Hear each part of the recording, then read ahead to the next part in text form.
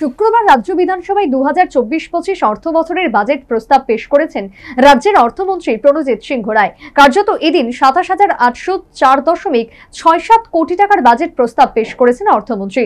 প্রস্তাবিত বাজেটকে ভবিষ্যৎ দিশারি এবং বিকাশমূলক বলে আখ্যায়িত করলেন মুখ্যমন্ত্রী মানিক সাহা।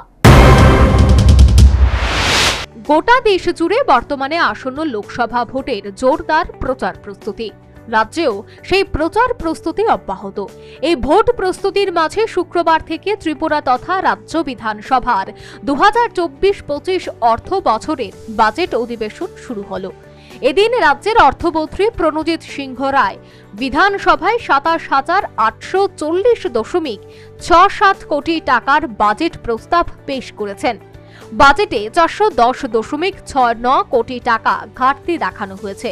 এই বাজেটকে ভবিষ্যৎ দিশারি এবং বিকাশমূলক বাজেট বলে আখ্যায়িত করলেন মুখ্যমন্ত্রী মানিক সাহা।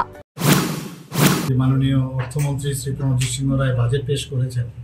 এই বাজেট আমি বলবো একটা ভবিষ্যতের দিশারি এবং বিকাশমূলক একটি বাজেট, এবং এতে করে সমাজের সমস্ত অংশের মানুষের স্বার্থে এই বাজেট পেশ করা হয়েছে।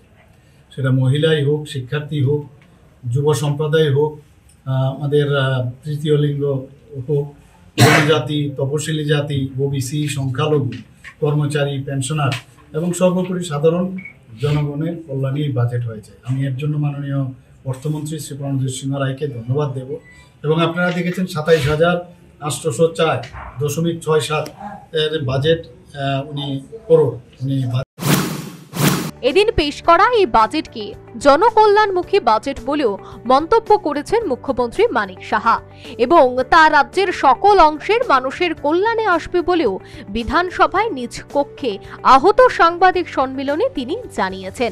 প্রধানমন্ত্রী নরেন্দ্র মোদীর নির্দেশিত দিশায় রাজ্যের অর্থমন্ত্রী এই বাজেট পেশ করেছেন।